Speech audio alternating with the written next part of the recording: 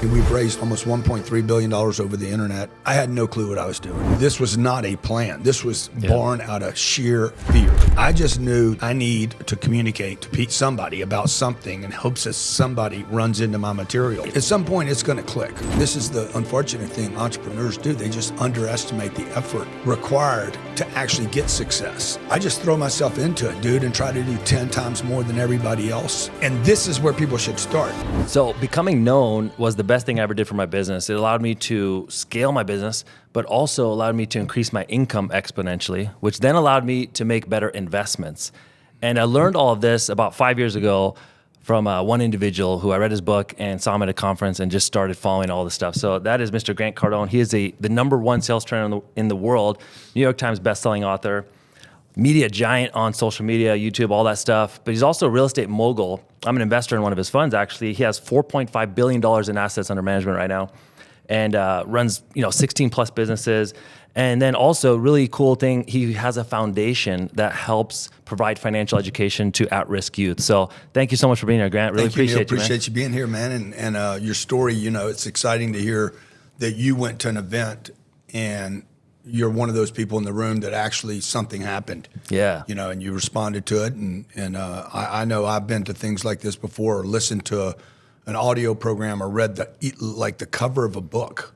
Yeah. Like shifted me to think different and to become something, different than what I was. Yeah, and you talk a lot about this. You said back in the day you had tapes. Yeah. You were listening to the same tapes. Yeah. And just changing your inputs, right? Yeah, well, I had to replace the tape, the recording that was going off in my head,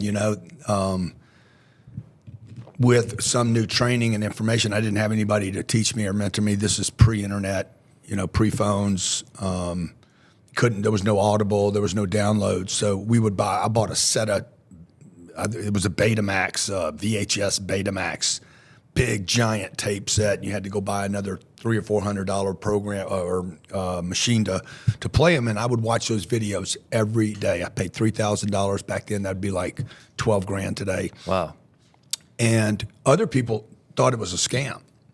Like I remember a guy named Bobby Brown that I work with. Surprisingly enough, that was his name before Bobby Brown was famous. But Bobby Brown was the manager, and he says, "Dude, that's a scam. That guy's making money. You're not going to make any money."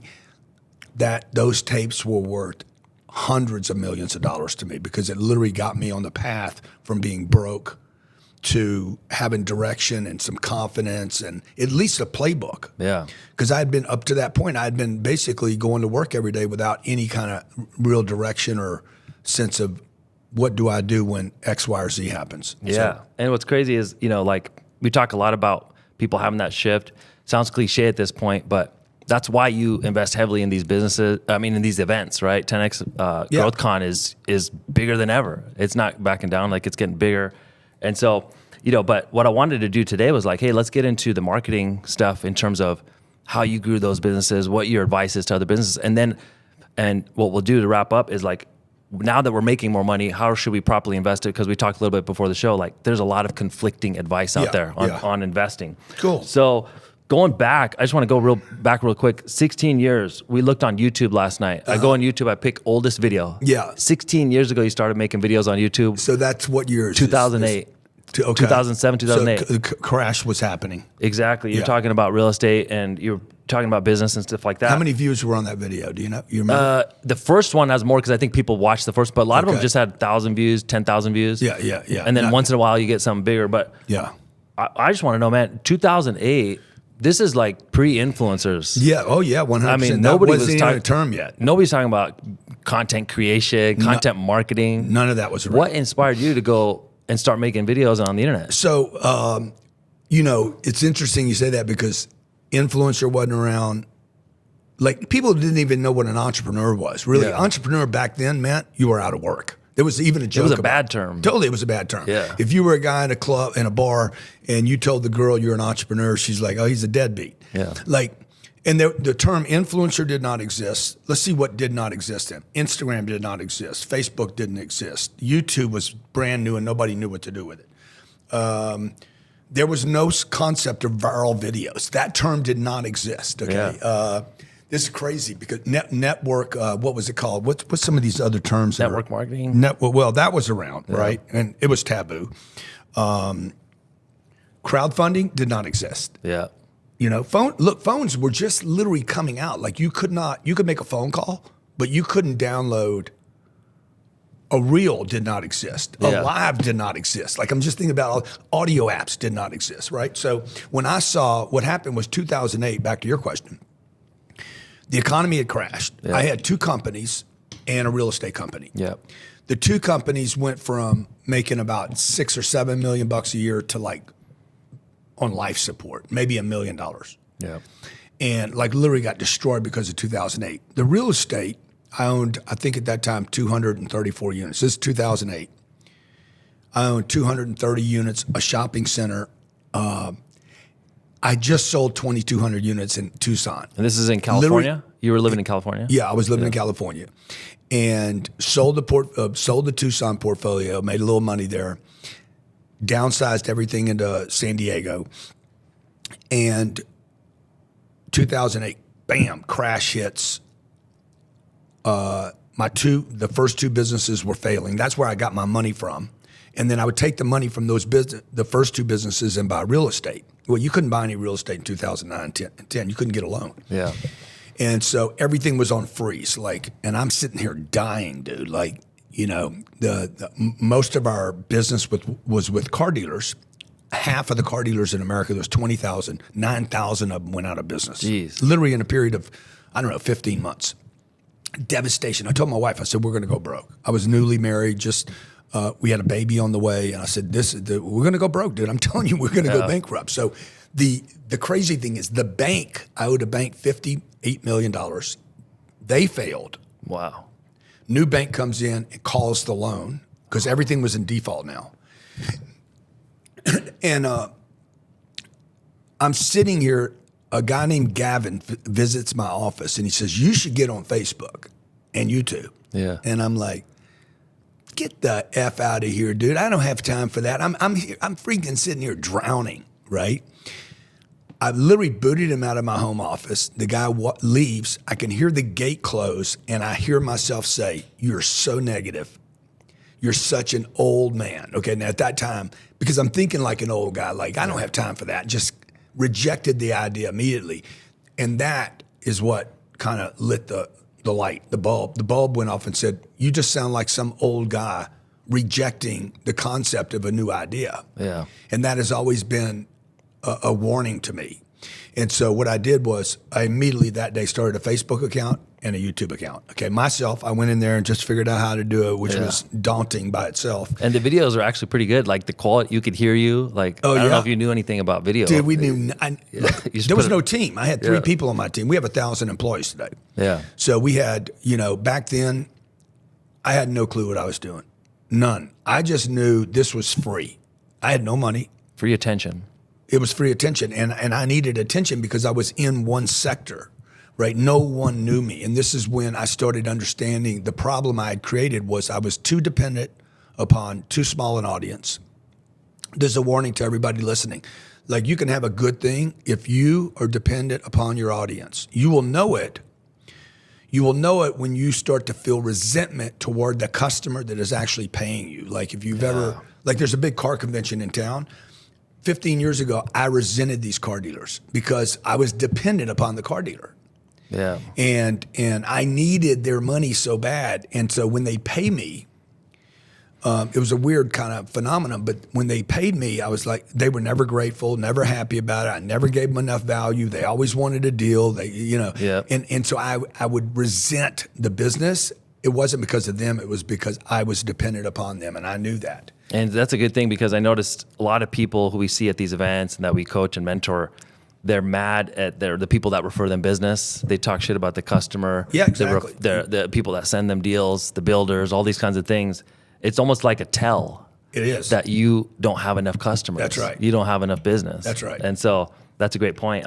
So then you start doing this stuff, the content, and at what point did you say, okay, I'm going to flip the switch and go big? Because in 10X rule, when you're talking about that, you were doing media. You talked about just the volume of output that you guys were doing, even back then, 10 years ago. Yeah, but there was no plan here, right? So there was just, you said something when we sat down today about you guys are built different. Yeah.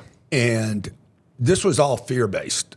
Like there was no intelligence here. I don't want anybody to think, oh, Grant Cardone had this idea that he was going to become a marketing whatever phenomenon on the internet. Like this was not a plan. This was born out of sheer fear. Like I need to communicate to somebody about something in hopes that somebody runs into my material. Yep. And I just knew that no one knew me. And if no one knows you, if you're the Tarzan of the jungle and you're by yourself, you're just, okay, big deal. Nobody knows you. There's nothing going on. And I was this giant in a small industry. Yeah. And when that industry failed, I couldn't take care of my family. Yeah, so it's like visibility beats ability. Yeah, exactly. Like you could be really good at that one thing, but it doesn't matter. Best known beats best. And that's what wasn't spending money in advertising. We weren't buying ads. We knew no one knew me outside of the industry. There was me and another guy in the automotive industry that were kind of the leaders. He spent more money than I did. I spent no money on advertising. I was buying real estate. Yeah. And he would double down in his business, so he was always a little bigger than me. That makes sense. So then, and then one thing, like when I said built different, it's not really. It's kind of like when I would see all the things you do and how they get bigger and bigger. You're like, I'm going to do a fund. All of a sudden, there's billions of dollars in this fund. It ain't this is not small boy stuff. You know what I mean? Like, so I feel like. But it all started out small, right? Yeah, it started off with just one deal, right? Yeah. So it started out, one industry, and then we took it and just, today we're probably in, 30 or 40 industries today. Yeah, and I think this is the problem. People have they look at people like yourself and they're like, oh, I want to do what Grant's doing. I want to do this. Yeah, but they want to go have a jet. They want the plane today. Let's go back to what you were doing then, and you're posting videos and trying to get known in your market and trying to get known outside. Out of my home. Yeah. Okay. We had 3 employees, all of which, except for one of them, was useless. No Rolls Royce, no nothing. There was no Rolls, bro. Are you kidding me? There was an old Hummer. It was a 8-year-old Hummer. There was no office. There's no Grant Cardone. There's no logos. There's no 10X. There's no books. There's no plane. I'm flying commercial. Yeah. And I'm flying coach. I'm not asking anybody to feel sorry for me or cry, but even when I'm making a couple $1 million a year, but I'm not spending it. Yeah. I'm burying all of it in real estate, which you can't get to. You can't get to the money. It's locked up. It's locked up. I'm trading Marriott points to stay places. I'm traveling 250 days of the year, knocking on doors, cold doors, trying to build a business. I still do a lot of that stuff today. Yeah. Right. So we come to Vegas. I'm doing this event tonight, speaking at this dinner tonight. But we stack it with a bunch of other stuff around it, right? So that we're not. You guys packed the whole day today. Yeah, exactly. Yeah. So we're not depending on one thing. And this is the unfortunate thing entrepreneurs do. They just underestimate the effort required to actually get success. Yeah. And then once they get a little bit, then they take off. I didn't. Anytime I'd get a little something going, I'd just lean into it.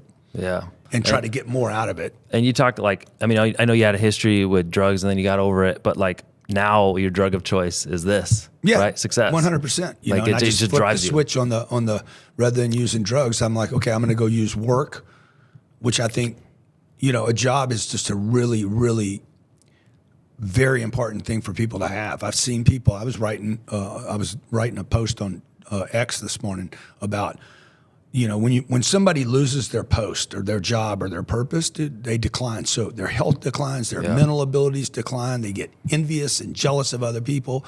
And so I just pushed all that energy that I had, that problem I had with drugs, and pushed it into becoming a good salesperson, and then a good manager, and then a good coworker. And then I started learning about finance in the auto industry, became, just obsessed with that. Yeah. And then I just throw myself into it, dude, and try to do 10 times more than everybody else. And it works.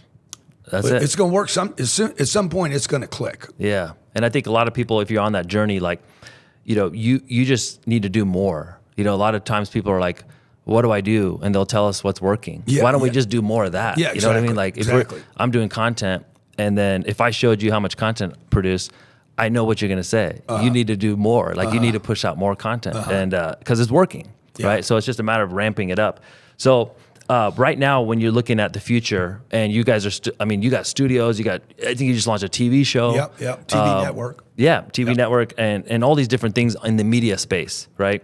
Are you still looking at media as a big opportunity as we're in, 15 years later? Yeah, look, 16 million people follow me. We think there's another 10 times that, maybe 8 to 10 times that know my name on social platforms. But how many people live in India?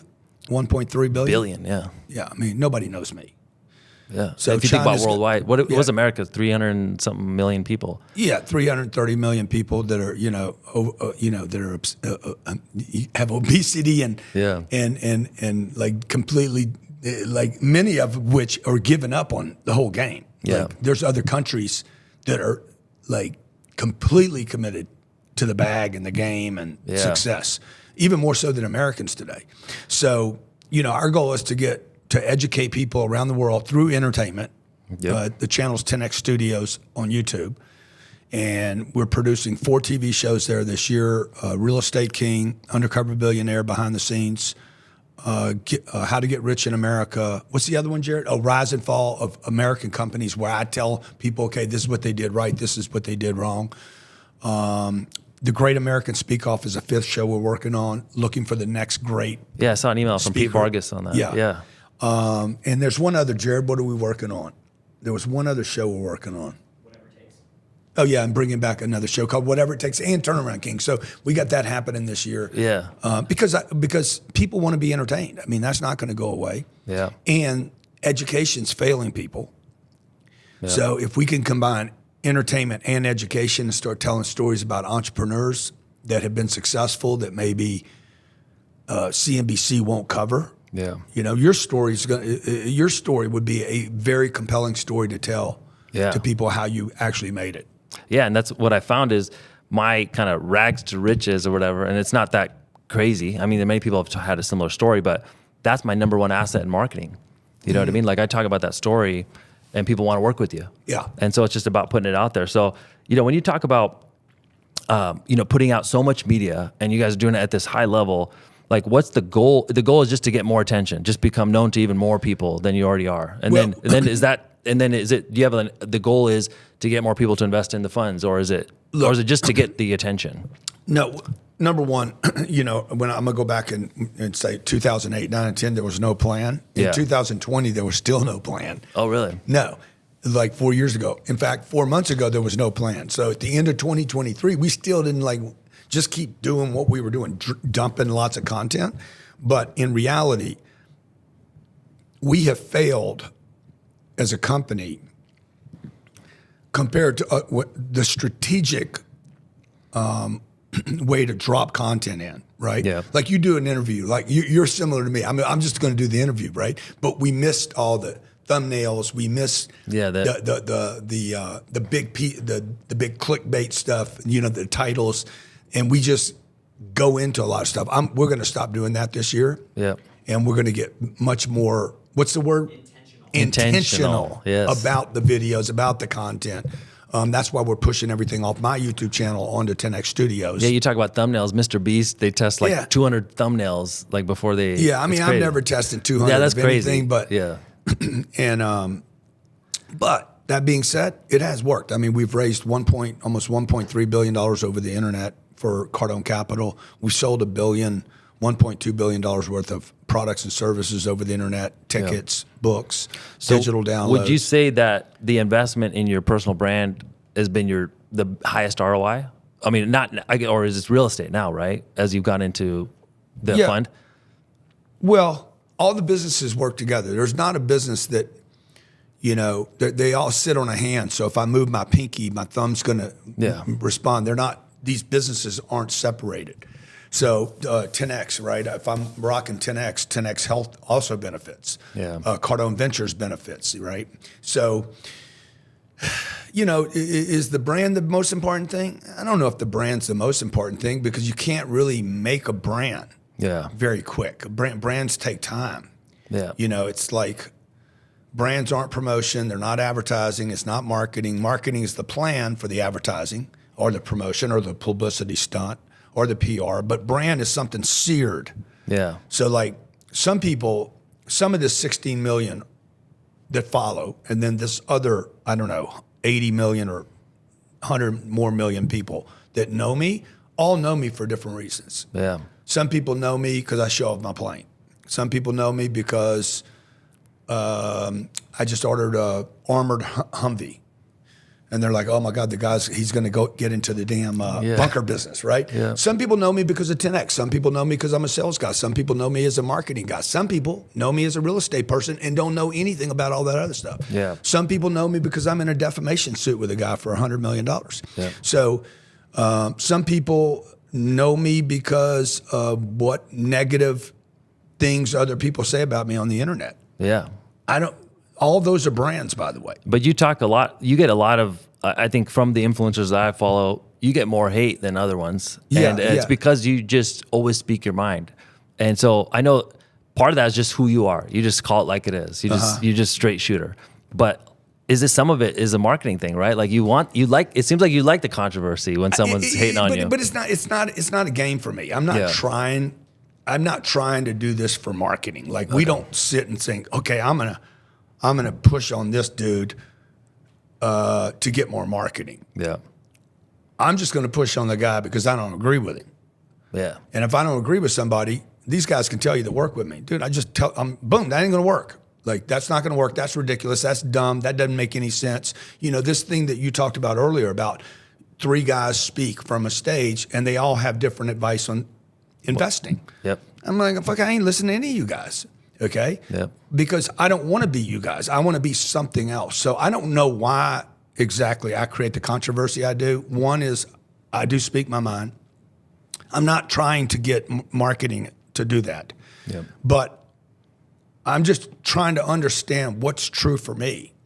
And then when you drop in something that's not true for me, I'm challenging myself, not really you in the beginning.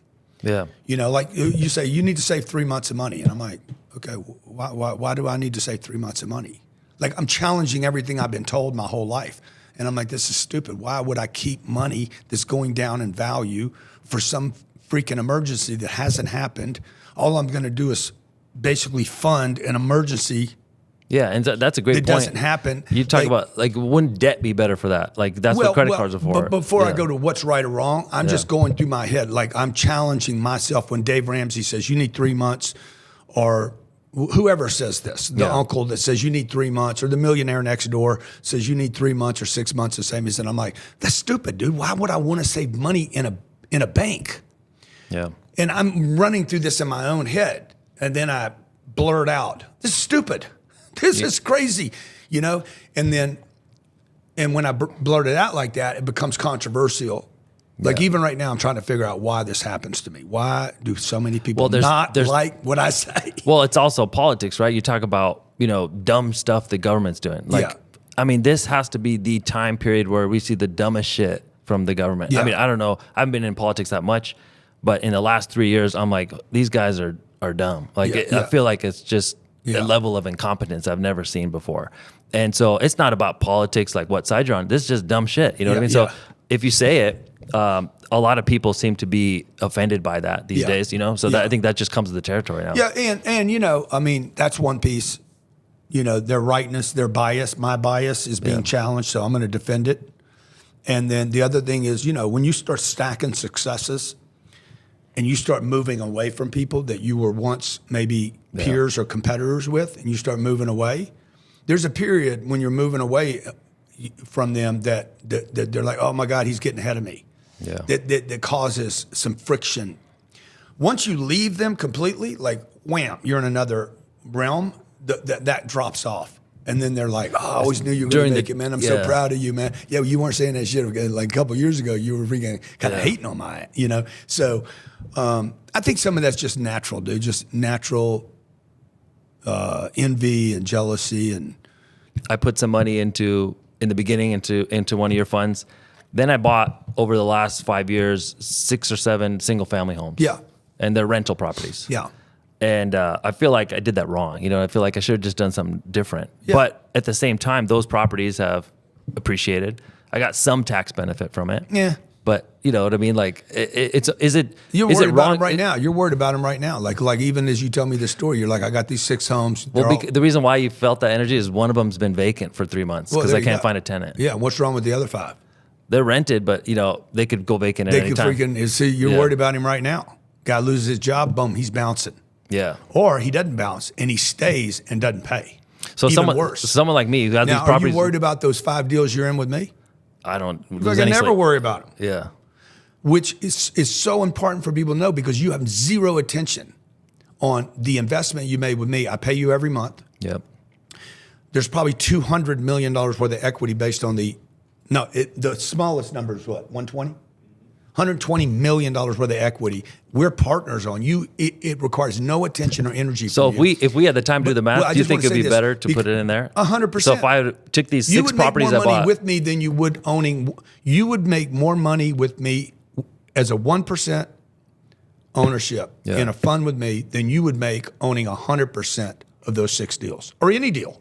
Really? Because 1, I have scale. 2, I can operate things for less than you. 3, I'm going to buy a much better asset. Like the stuff I own, if your shit goes up, dude, the stuff you're in with me is going to go up 4 or 5 times. Really? For every little incremental growth you get. But most importantly, you don't have to worry about my investments, which means you can go create on your business. Yeah. And I think people don't understand, dude, when you try to create on a business and you're like, I'm going to go create today, Monday morning, I'm going to go create and grow. Yeah. And you have to compete with 6 single family homes in your head. You can't get them out of your head. And you're worried about that one guy that's out, the 5, what happens? That robs you of creativity. Yeah. Right. So what I do with my money, like if this money, let's say I sold this Fiji bottle and somebody gave me $1 million, I would take the $1 million, the entire $1 million, and go invest it. I have no bottle. I don't have a bottle anymore. So you don't keep $100,000, and I don't have as the a $1 million. cushion. No, dude, I don't have any of it. You just park it all. 0. So this is your concept of make yourself broke. I break myself a couple times a year, sometimes 4 times a year. Oh yeah, 100%. Oh wow. Okay. So you said, hey man, how do you guys have this hustle? I'm always broke, bro.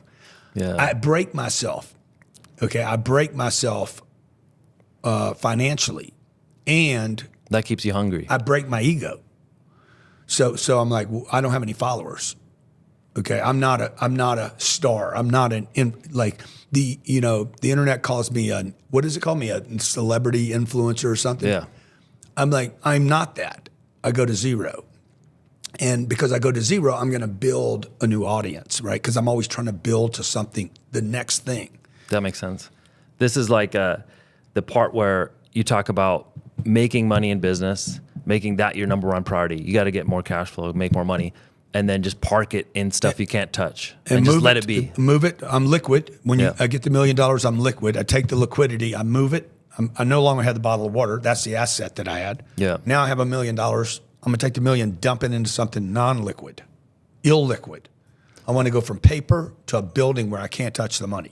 So when you guys train, and so, but this leaves me at 0 again. So now this is the new me, and I look up and I'm like, I don't have a bottle to sell. I don't have any opportunities, and I got to go hustle. This is what people do wrong. I'm telling you, people, they go sell something, they get some money, and they put some Gucci's on their feet. Fuck it, this is stupid. Yeah. Don't do that. What you do is you get some money, go buy some Gucci stock. If you believe in the shoes, go buy the stock. It's a better deal. And be broke again and go back out and with sandals on like Jesus, okay? Knowing that you're an investor in Gucci, but you're still wearing some old dumbass sandals. Nobody cares, okay? Clean your toenails up. But don't worry about your shoes, man. And then go hustle another $400 or $500. However you do that, your job, a bonus, you're an assistant, you're a salesperson, a plumber, a contractor, go hustle another $400, bang, park that money and go do it again. That's the process. Okay, that's the formula. Yeah, that's the formula. Stay broke. Stay broke. Stay broke. And then the part is stay broke with money and start building assets. So at what point do you think it's okay to start spending money on like cars and all this other stuff? When this pot over here starts throwing you money every month, and it should distribute cash flow every month. Yeah. So I don't invest in anything that doesn't cash flow. I got a little bit of Bitcoin. It doesn't cash flow. Yeah, I don't regret buying that. That's cool. Yeah. But I'm going to only invest in things that spit off some passive income. The passive income is how I buy my shoes. Yeah. Okay, so I'm going to, the 6 homes that you have, you could live off the income of those. But the problem with those 6 homes, again, is you're worried those people are going to move out. Yeah. Well, that's what happened. One of them moved out. Yeah. And it's a luxury property. Yeah. And I've had it listed for rent, and nobody's rented so it. So right now across your portfolio, you're 85% occupied. Correct. Okay. For me to lose, I would have to lose in my portfolio, I'd have to lose 45 people per building to be at the same place you are. So the one-off vacancies don't bother you. The one-off? The one-offs of like this person left, this person left. It doesn't matter because you have scale. Yeah, dude, if I have 400 units and one person moves out, I don't even know anything happened. I'm like, Yeah. It was a non-event. And this is where people should start, okay? You should start with 32 units. That is the perfect number. Your first deal should be 32 units. You should look for a property where the rents are 1,000, but they should be 1,200. They're 200 too low.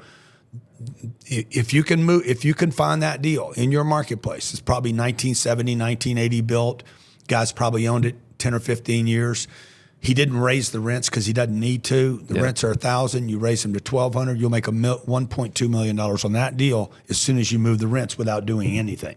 That's it. Okay, so then people who are first focus is like, okay, increase your marketing, make more money, get more customers, build your network, hire people, do all that stuff, and then at the same time, Make money, dude. put the funds into these deals. Now, if you're saying if you can't find the deals, just partner with people who can find them. Right. 100%. No real estate deals. If we're talking about real estate now, I think you're that's shifting into real estate. So no real estate is owned 100% by anyone. Nowhere in the world. No one owns all the real estate except maybe the Vatican. Yeah. If you're dealing with property taxes, a bank, investors, you're always going to have tenants. The tenants, right? The tenants are a partner in a real estate deal. Yeah. So there's no such thing. I thought when I started, when I was 30 years old, I'm going to be the owner. It's not, you can't be the owner. You have a bank involved in most cases. You have property taxes involved, and you have a tenant. So now what I do today is we have partners. We have 13,000 partners in our real estate. We own $4.5 billion worth of real estate, going to $10 billion. The goal is to go to $10 billion in the next 12 months. Yep.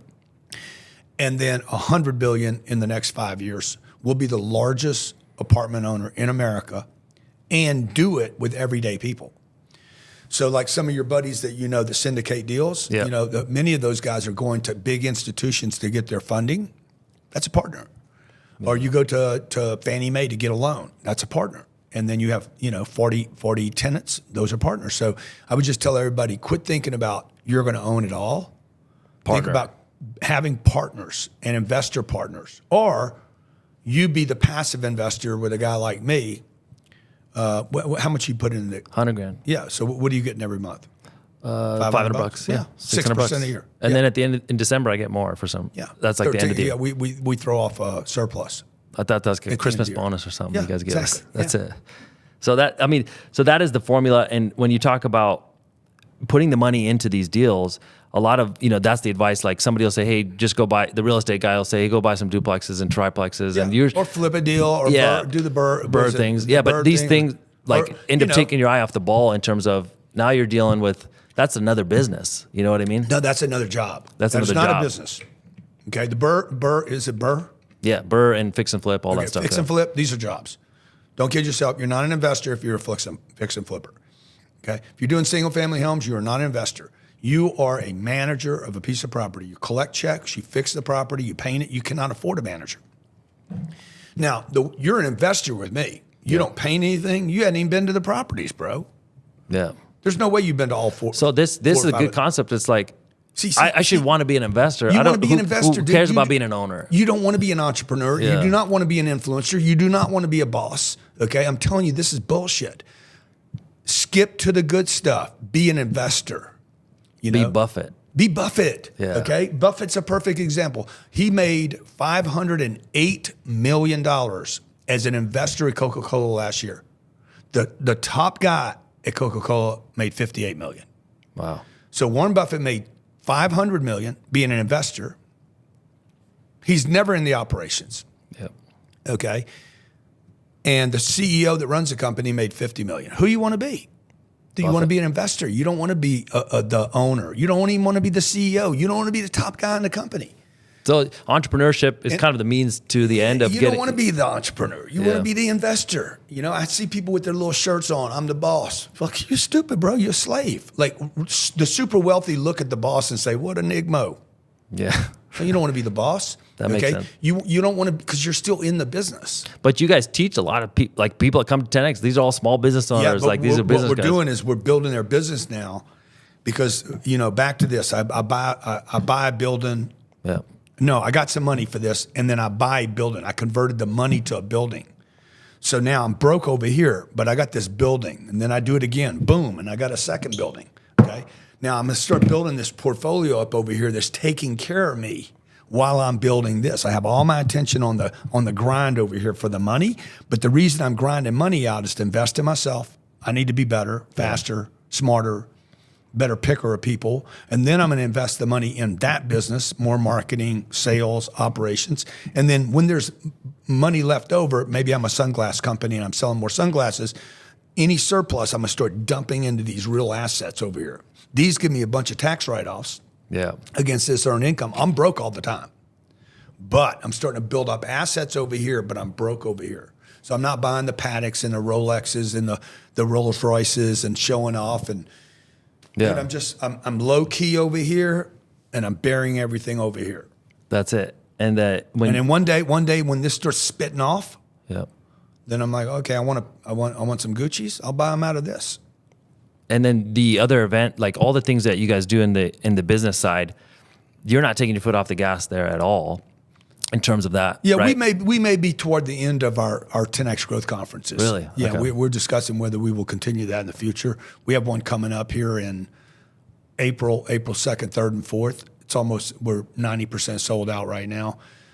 The lineup is freaking ridiculous of people that we're bringing in. Yeah, it's always crazy. Like when you see this list, when you see the first two people that speak the first morning, you're gonna be like, bro. This is Miami, right? Yeah. How did he get these guys? Yeah. So we do 3 days there, from the first speaker to the last day. The last guy that speaks on the third day, like these are people you cannot get on a stage. So, but we're thinking about winding that down. That either we don't sell tickets in the future and it's just for our investors and partners, and it won't be open to the public. So, Yeah. And I think one thing that we can kind of get into at the end of this interview is like, this is a big thing I learned from you, and maybe you can help a lot of people with this. So I remember kind of inquiring about an event, the 10X event, like going to it. This is like 3-4 years ago.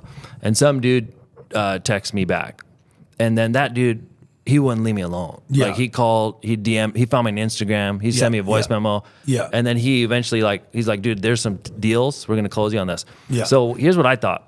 When I first started putting together events and marketing and things like this, I thought you build it, they will come. They don't come. Like we have to close people. And when they're there, they're going to have a life-changing experience. It's going to be awesome. So I really believe in the product. Yeah. But people weren't buying it. So what I found is like sales is still vital to this whole thing. And I feel like a lot of people just let it go. Like they do the marketing, but they don't close people on working with them. Yeah. So can you talk like about that part? Like, because you guys are pretty aggressive with the sales stuff. Yeah. Well, I'm an aggressive person. So, Yeah. That runs through the organization, and then we don't leave it up to you to buy something. Because people just kick the can down the road, especially today. People don't have confidence in themselves, man. They can't pull the trigger. Man, I want to do it, man. I want to do it. Oh, I got to get a nanny. I got to travel. I got to get on a plane. Okay, I'm going to do it. But they don't get around to doing it. And so what the company does, whoever the company's trying to market, whatever they're marketing, the sunglasses or an event, they're going to lower the price to get you to come. The guy still doesn't make a decision. Yeah. Okay, and then you start thinking, oh man, I need to tell them more about the event. I need to tell them who the speakers are. I need to bring more talent in. That's not going to get them to do it either. We don't even tell people who's going to be at the event, and we sell That's every crazy. event. Yeah. Every event is oversold. That's brand. Well, and they trust that you come through always. yeah, but again, that doesn't mean they trust themselves. The biggest problem with closing a consumer is they don't trust themselves. Wow. Had Okay. nothing to do with me. Oh man, I went on the internet and I saw this bad review. Whatever, bro. This ain't about me. It's about you. You're the one. The drug addict. The drug addict didn't go to the treatment center because he's like, man, I don't know if it's going to work. Yeah. You know, the guy doesn't call the girl because he doesn't think he can get her. It's him. It's not her, right? So people need to understand, look, your consumer has no confidence in themselves. If they did, they would have called you and bought a ticket, but they didn't.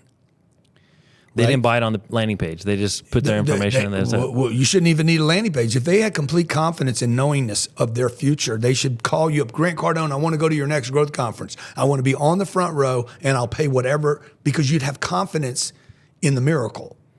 So right? this is the part where you guys invest a lot in closing people and pushing. Because I know they don't believe in themselves. So my team's job is to make sure they believe in themselves. I feel like their the follow-up strategy is, we're going to do business together or someone's going to die. You know what I mean? Exactly. But other companies, they don't even have a sales team. Yeah. And they're like, call the guy back. Don't bother him though. Tell him we don't sell stuff. My guys are saying, yeah, we sell stuff. Now, Cardone Capital, we don't sell anything. We tell people about the investment. That's an invitation. But we aggressively tell people about the investment, right? Yeah. I want to remind you, here's a text message. Let's schedule a call. Like, it's very aggressive to the point of where you're like, man, you're bothering me. Okay. So Now, you don't. You think I'm bothering you, but we thought we were doing a service. Yeah. So tell me to quit bothering you, and we will. But until then, I'm going to keep doing a service, because Grant said he believes in you and your family more than you believe in you and your family. Wow. So I let you down, dude. I owe you a personal apology that my team didn't keep calling you back, and you went and put that money in those 6 deals, Yeah. because you should have put that money in another deal.